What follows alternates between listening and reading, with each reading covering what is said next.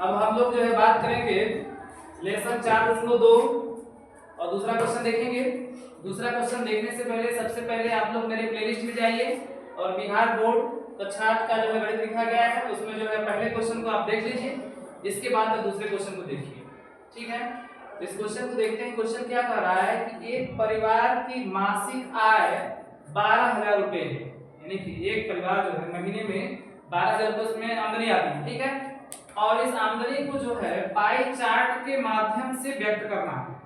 ठीक है, तो इसमें जो है दिया गया है मद दिया गया है और खर्च दिया गया है।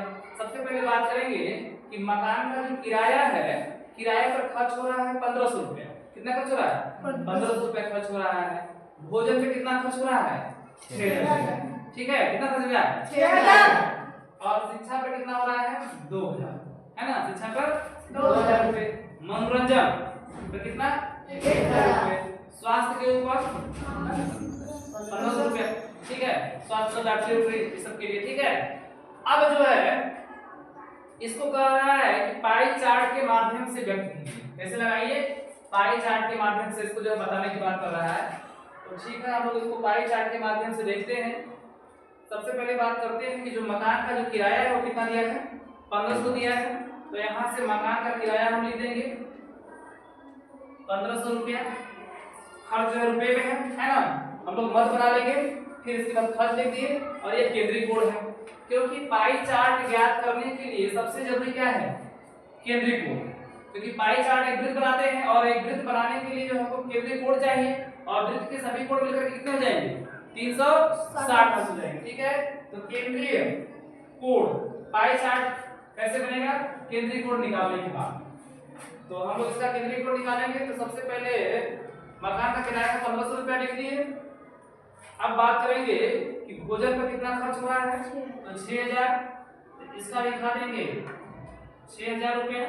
शिक्षा की बात करेंगे, शिक्षा पे कितना हो रहा है? 2,000 रुपये, यहाँ पर 2,000 लिखेंगे। इसके बाद बात करेंगे मनोरंजन पर, तो मनोरंजन पर कितना है? 1,000 रुपये, तो यहाँ लिख देंगे 1,000 रुपये। ठीक, इसके बाद बात कर रहा है स्वास्थ्य पर, स्वास्थ्य पर कितना है? 1500, तो यहाँ पर 1500 लिख देंगे। और यहाँ पर ध्यान देंगे कि जो कुल खर्च है मासिक आय जो कितना है इसका? 12,000 रुपये। ठीक है, तो इसका खर्च देख लेते हैं कितना है, कैसे खर्च हो रहा है। इसे कुल इसका योग कितना है? कुल योग की बात करेंगे तो यहाँ पर जोड़ देते हैं, 0 0 रहेगा। अब देखो 5 और 5 5 10, 10 के 0, हासिल कितना होगा? 1 होगा। और उसके बाद 1 6 7 7 2 नहीं 1 6 7 7 2 9 9 1 10 10 1 11 11 हासिल 12। कितना रुपया हो गया? 11 11 सैकड़ा 10,000 12,000 रुपया हो गया, है ना? उसमें दिया गया है मासिक आय कितना हो गया? 12,000। 12,000 रुपया जो है, इस 12,000 रुपये को इस प्रकार से क्या करता है? खर्च करता है। प्रत्येक का केंद्रीय कोण बात करेंगे। ठीक है, जो 12,000 रुपया है ना, यही इसका क्या है? यही इसका पूर्णांक है। यही इसका क्या है? पूर्णांक है। समझ में आया? है ना? ये इसका क्या है? पूर्णांक 12,000 रुपया।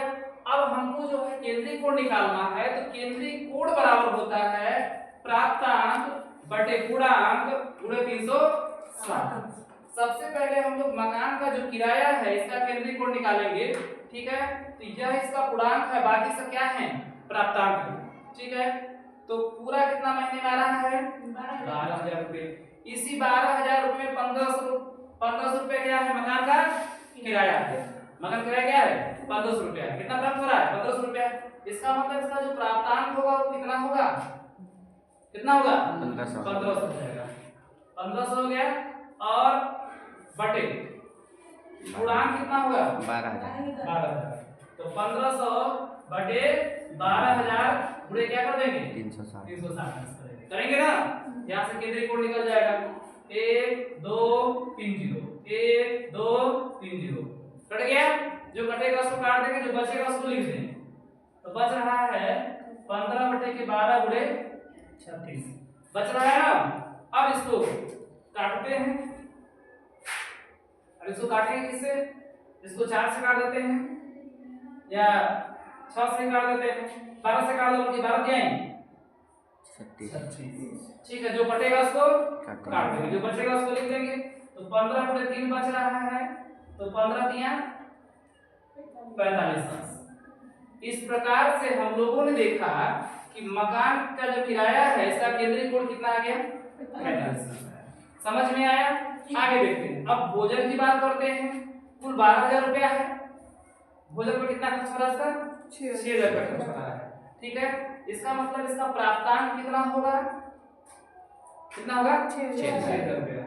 इसके बाद इसका पूर्णांक कितना होगा 12,000। तो लिखेंगे क्या 6,000 बटे 12,000। 6,000 बटे 12,000 लिखेंगे। प्राप्तांक बटे पूर्णांक यानी 6,000 बटे 12,000 गुणे 360 और गुणे 360। अब देखो उसी तरह से करेंगे 1 2 3 0 1 2 3 0। जो कटेगा उसको काट देंगे, जो बचेगा उसको लिख देंगे। पहले इसको लिख लेते हैं। पहले 6 बटे के 12 बच गया, अब गुणे कितना हो गया 360। अब देखिए, अब क्या करते हैं 12 से काटिए इसको, तो 12 क्या है 36। 3 बार में कटा 0, अब क्या बचेगा 6। तो 6 गुणे 30 कितना हो गया 180। ठीक है, इस प्रकार से हम लोगों ने देखा कि जो भोजन का जो केंद्रीय कोण है कितना आया 180। ठीक है, अब हम लोग बात करेंगे शिक्षा। तो शिक्षा में जो खर्च हो रहा है कितना खर्च हो रहा है 2,000 रुपये खर्च हो रहा है। ठीक है, और ये 2,000 रुपये कितने में 12,000 2,000 खर्च हो रहा है। इसका प्राप्तांक कितना होगा 2,000। और पूर्णांक कितना होगा 12,000। मतलब क्या लिखेंगे 2,000 बटे 12। 2,000 बटे 12,000। इसको ऊपर लिखेंगे, इसको लिखेंगे 2,000 बटे 12,000 गुणे 360 होगा। अब देखिए 1 2 3 0 1 2 3 0 3 0 से 3 0 कट जाएगा, जो कटेगा उसको काट और जो बचेगा उसको लिख देंगे। अब जो बच रहा है उसको लिख दीजिए। तो 2 बटा के 12 गुणे 360। अब 12 से काटिए, तो 12 क्या आई 36 30 हो गया। अब जो है क्या करिए कि 2 में 30 से गुणा कर दीजिए, 30 गुना के 60। ठीक है, 60 अंश हो गया। चलिए अब आगे देखिए। अब इस प्रकार से शिक्षा पर भी हो गया। शिक्षा पर कितना अंश आया 60 केंद्रीय कोण। ठीक है, अब मनोरंजन की बात करेंगे।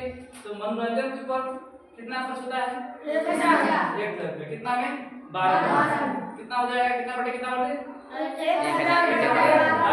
इसमें जो प्राप्तांक है वह 1,000 रुपये है और जो पूर्णांक है कितना 12,000 रुपये है।